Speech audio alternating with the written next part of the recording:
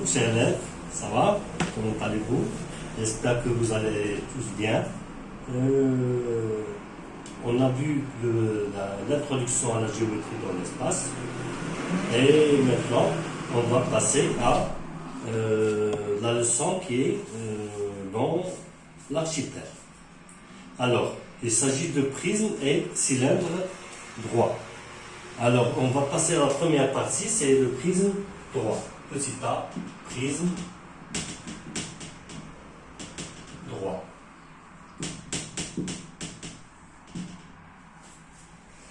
Donc, c'est quoi un prisme droit? Quand vous l'avez dans la définition, vous l'avez ici. Alors, je vais vous lire la définition. Un prisme droit est un solide qui a deux faces parallèles et superposables, appelées bases. Des faces latérales rectangulaires et perpendiculaires aux bases. Je m'exprime. Alors, j'ai ici une boîte, un boîtier. Alors, c'est un prisme droit, il est considéré comme un prisme droit. Alors, il a deux bases superposables, cette base et celle-là, elles sont superposables, c'est bien vu. Et des faces latérales qui sont rectangulaires, qui ont la forme d'un rectangle. Regardez, là un rectangle, c'est ici un rectangle, et ici deux mêmes. C'est bon? Donc ça, on le considère comme un parallélépipède rectangle. On l'appelle aussi un pavé. On l'appelle aussi un pavé. Dans ce cas, si les deux bases sont formées d'un rectangle, alors il est nommé pavé ou parallélépipède rectangle. C'est bon. On a d'autres cas, comme je l'ai ici dans des exemples. Regardez. Ça. Il a la forme, les bases, c'est sous forme d'un triangle, regardez. Il a la forme d'un triangle, ici, et ici un triangle.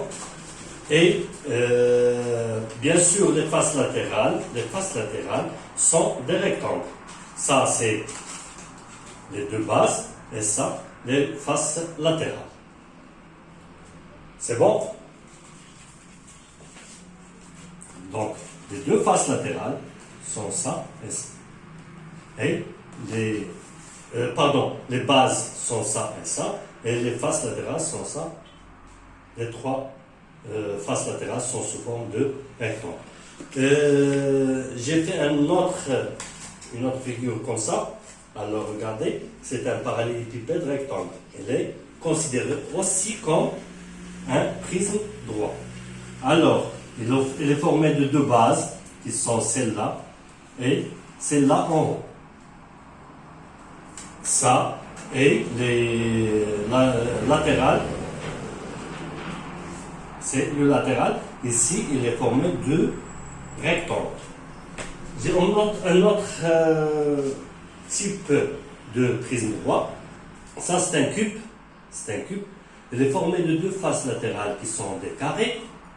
Des bases qui sont des carrés et des faces latérales qui sont aussi des carrés. Ça, c'est un cube. C'est bon? Est-ce que vous avez bien compris ça? Alors, les figures, comme c'est donné, les figures 1 et 2 des prismes droits sont des prismes droits. Dans le cas de la figure 2, le solide est appelé parallélépipède rectangle. Donc, dans le cas de la figure 2, ça c'est la figure 2 et ça c'est la figure 1.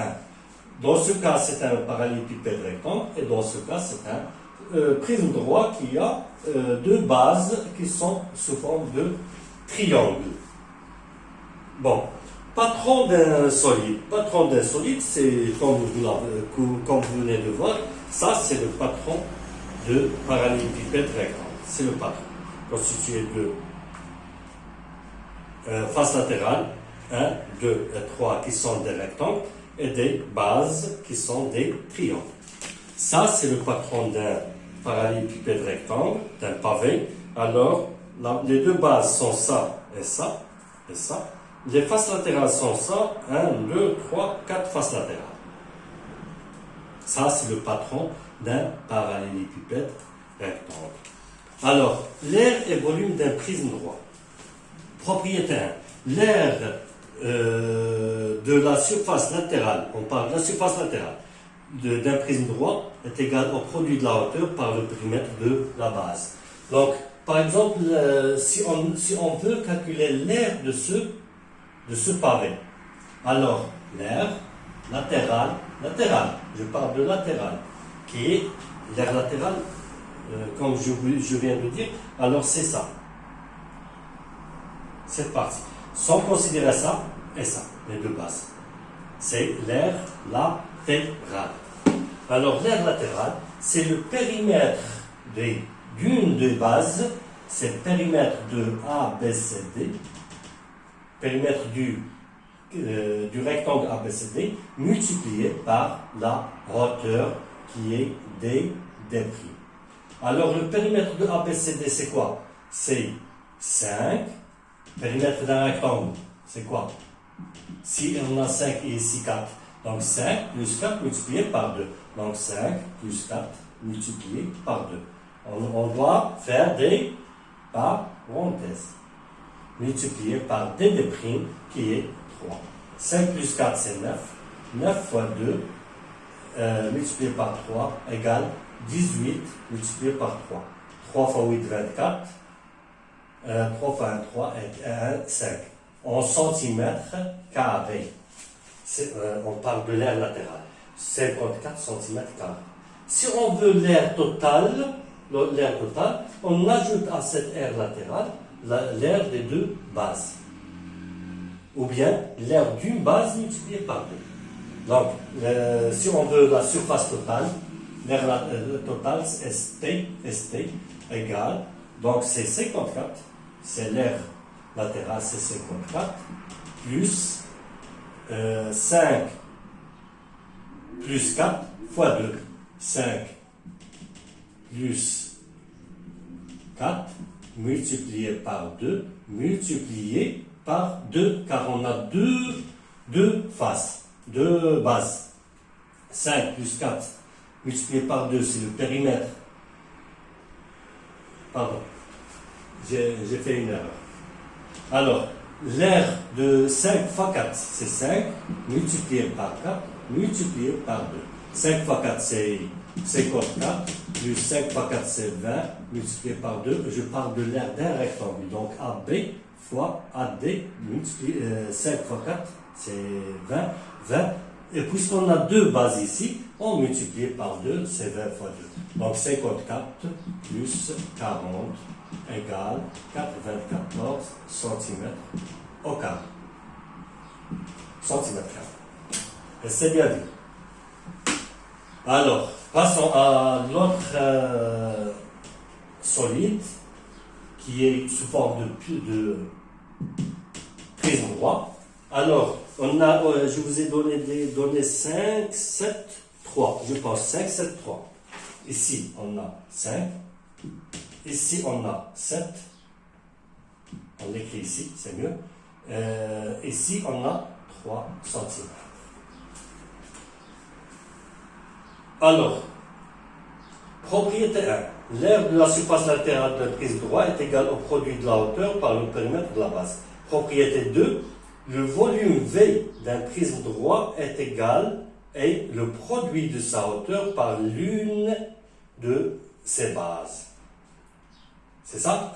Alors, le produit de sa hauteur par l'une de ses bases. Supposons qu'on a ça, un triangle rectangle. C'est bon? Alors, pour calculer la surface latérale, on doit calculer quoi? L'aire de le périmètre de ce triangle multiplié par la hauteur, c'est la surface latérale. Donc, ici on a combien? 3. Donc, ici on a 4. En utilisant un théorème que vous allez voir en deuxième. On a 4. Donc, 5 plus 4 plus 3 multiplié par 7. c'est l'aire latérale de ce solide. C'est bon? Donc 5 plus 4 multiplié par 3. Supposons 5 plus 4 c'est 9, 9 plus 3 c'est 12, 12 multiplié par 7, 7 fois 2, 14, 7 fois 1, 7, et 1, 8. 84 cm au carré. Pardon. On parle de l'air. Alors, l'air de la surface latérale. On parle de l'air de la surface latérale. Maintenant, si on veut le volume de ce solide 2 égale, c'est quoi? C'est 5 fois 4 multiplié par 3. 5 fois 4 multiplié par 3. 5 fois 4 c'est 20. 20 fois 3 égale 60 cm au carré, au cube. Centimètres au cube parce qu'on parle de volume. C'est bien vu. On va passer à ça. Le volume égale quoi? Regardez la définition. Le volume V d'un prisme droit est égal et le produit de sa hauteur par l'aire de l'une de ses bases. Voilà. Donc, le volume de ce solide est égal au produit de l'aire de la base ABC multiplié par la hauteur. Donc, est égal donc l'aire de ABC, du triangle ABC, multiplié par A'. Mais le triangle ABC, les rectangles en B, regardez, je le dessine encore, ABC. Alors, c'est quoi? L'aire de ce triangle est égale AB multiplié par BC divisé par 2. AB, c'est donné, c'est 4, multiplié par 3 sur 2, égale 6 cm au carré. Donc, l'aire de ABC, c'est 6, multiplié par 7, qui est A', égale 42 cm au cube. C'est l'aire de ce premier solide. C'est bon? Passons au cylindre droit. Maintenant, on a pour avoir un cylindre droit, alors qu'est-ce qu'on fait? Regardez bien. Si on fait tourner ce rectangle,